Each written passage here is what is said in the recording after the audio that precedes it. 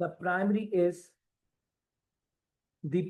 Is और आपका disadvantage यानी कि साइड 2 का आइडिया 1 आ गया प्लस इम्पैक्ट 1 आ गया। इज इट क्लियर बच्चों? आगे चलिए, अब हमने सेकंड आइडिया को इनकलकेट करना है।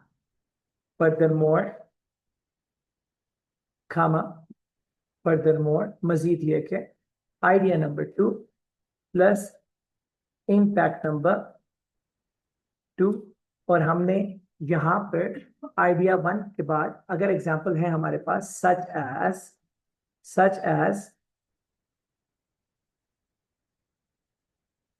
एन एग्जाम्पल कोट हो गई। देन हम गए further more idea 2 plus impact 2। अगर हमारे पास एग्जाम्पल है इसके लिए लाइक खामा एंड हमने एग्जाम्पल भी कोट किया। अब तीसरे पॉइंट पे पहुंच गए, लास्टली खामा idea number 3 of side number 2 plus impact number 3 of side number 2 and हमारा ये खत्म हो गया पैराग्राफ। अब आप चलें आगे, we are reaching at the conclusion. Conclusion में हम शुरू करेंगे इंसर्ट पेज पे कर लेते हैं ताकि एक पे आ जाए। कंक्लूजन जो है उसमें करेंगे concluding the topic comma in my point of view comma the major advantage of name the topic, name side 1, clear or not? Name side 1 is the, और अब यहाँ पे हम एक आइडिया लिखेंगे, इम्पैक्ट नहीं लिखेंगे। जैसे इंट्रोडक्शन में हमने सबसे बड़ा एडवांटेज लिखा, यहाँ पे भी हम सबसे बड़ा एडवांटेज रिपीट भी कर सकते हैं, कोई प्रॉब्लम नहीं। Is it clear? Full stop. However the fourth sentence, पहला हो गया कंक्लूडिंग द टॉपिक, जैसे सर ने बताया था पहला sentence, in my point of view दूसरा सेंटेंस, और फिर आइडिया तीसरा सेंटेंस। हाउएवर चौथा सेंटेंस की जगह में हाउएवर लिख रहा हूं चौथा, एंड देन पांचवा सेंटेंस आएगा the biggest disadvantage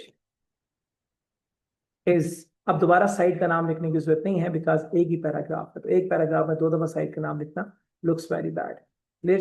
disadvantage is और डिसएडवांटेज का एक आइडिया यहाँ पे आ जाएगा जो आपके ख्याल में सबसे बड़ा डिसएडवांटेज है। मेरी बात समझ में आ रही है? तो इस तरह से हमने अपना टेम्पलेट कंक्लूड किया है।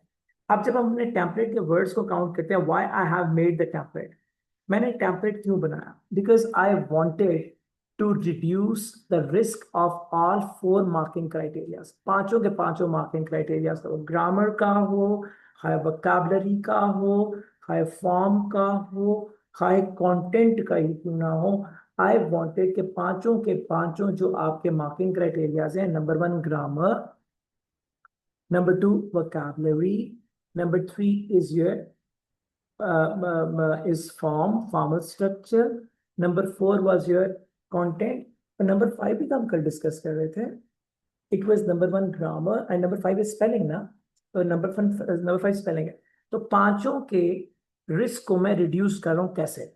हमने मिनिमम 200 मैक्सिमम 300 वर्ड्स कैसे लिखना है। अगर मैं इस टेम्पलेट को देखूं तो इंट्रोडक्शन के अंदर मैंने अभी अपना कोई पॉइंट नहीं लिखा, लेकिन इंट्रोडक्शन के जो टोटल नंबर ऑफ वर्ड्स है ना वो बनते हैं 66।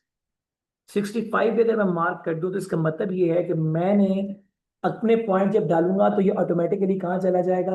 ये चला जाएगा अबाउट 80 वर्ड्स पे। मेरी बात समझ में? Very very solid introduction. आगे चले तो 65 वर्ड्स मैंने खुद लिख लिए जिनके स्पेलिंग का मुझे कोई प्रॉब्लम नहीं है बिकॉज मेरे बच्चों ने इसको एज सच रिप्रोड्यूस किया एग्जाम।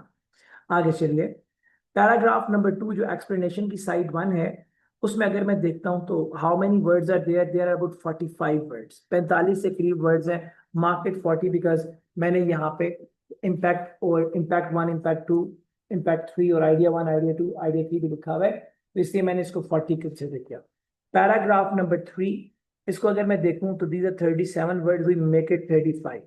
आगे चलें, कंक्लूजन में अगर हम देखते हैं, अगर हम कंक्लूजन में देख रहे हो तो कंक्लूजन में we are having about 30 words. मैं 25 काउंट करता हूं बिकॉज मैंने आइडियाज भी लिखे हुए। इस तरह से अगर मैं टेम्पलेटाइजेशन देखूं तो टेम्पलेट में हमारे पास कितने वर्ड्स आए? 65 वर्ड्स थे इंट्रोडक्शन के. So introduction was having 65 words. Number 2, the explanation para 1, that was containing 45 words. I didn't know how many words were? 40. Those were containing the 40 words. And then the para 2, that contains 35. And then the conclusion that contains 25 words.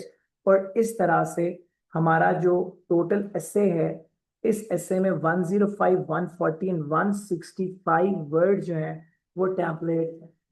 We are not, and we have to write how many words? Minimum 200, maximum 300. अब जब हम इसमें inculcate करेंगे ना अपने ideas को, तो automatically this will go beyond 250 words. Once it goes beyond 250 words, that means that I have achieved my objective.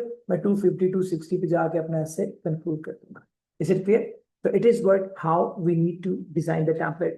अब अगर ये एडवांटेज डिसएडवांटेज ऐसे हटा के प्रॉब्लम सोल्यूशन करा दूं, तो जहां जहां पे मैंने प्रॉब्लम लिखे हैं वहां पे आप सोल्यूशन और सॉरी एडवांटेज की जगह प्रॉब्लम एंड डिसएडवांटेज सोल्यूशन लिख दें. 90% टेम्पलेट सेम रहेगा, 2 4 5 वर्ड बदलेंगे. सर मेरी बात समझ में आ रही?